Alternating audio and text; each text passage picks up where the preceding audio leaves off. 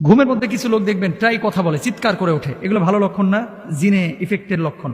ঘুমন্ত অবস্থায় কিছু মানুষ ফাল দিয়ে উঠে হাঁটাহাঁটি শুরু করে, ওইটা দাও ওইটা দাও ওইটা দাও, এরকম বলে দেখবেন। তারপরে প্রায়শই স্বপ্নে কোনো প্রাণীকে আক্রমণ করতে বা ধাওয়া করতে দেখা, যেমন একটা কুকুর দৌড়াচ্ছে আপনার পেছন পেছন আপনাকে ধাওয়াচ্ছে, অথবা একটা সাপ আপনাকে ধাওয়াচ্ছে, দৌড় দিচ্ছেন কিন্তু সাপ আপনার চেয়ে বেশি জোরে দৌড়াচ্ছে।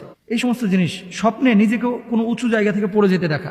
বিকালবেলায় উঠছিলেন গোলাপ ফুল পারতে 6 তলা বিল্ডিং এর ছাদের উপরে, গোলাপ ফুল তো ছিঁড়তেই পারেন নাই, দেখা যাচ্ছে কি আপনি ছাদের থেকে পড়তেছেন পড়তেছেন পড়তেছেন, কেউ ধরেন, পড়া শেষ হয় না, 1.5 ঘন্টা হয়ে গেছে। এরকম হয় কিন্তু।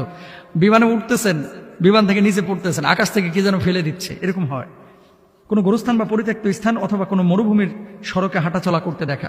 শুয়ে আছেন আপনি ঘরে, অথচ দেখতেছেন নিজে কবরস্থানের পাশে হাঁটাহাঁটি করতেছেন। তারপরে বিশেষ আকৃতির মানুষ দেখা, যেমন অনেক লম্বা, খুবই খাটো, খুব কালো কুচকুচি ইত্যাদি। এমন মানুষ দেখতেছেন যে মানুষটার মাথা আসমানে আর পা হচ্ছে জমিনে।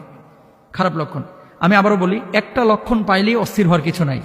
যদি এরকম হয় যে একটা লক্ষণ পেয়েছেন, আপনি এই যে শরীরটারে বন্ধ করার 1 নম্বর উপায় হচ্ছে আয়াতুল কুরসি পড়ে হাতের তালুতে ফু দিয়ে শরীরটারে মুছে দিবেন 5 ওয়াক্ত নামাজের পরে।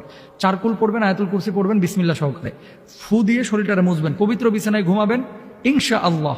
পবিত্র অবস্থায় থাকলে আপনার ভিতরে এই ধরনের প্রভাব আসবে না। এরপরেও যদি এরকম অসংখ্য আলামত আপনার শরীরের মধ্যে চলে আসে, রুকিয়া সেন্টারে যাবেন, চিকিৎসা নেবেন ইনশাআল্লাহ।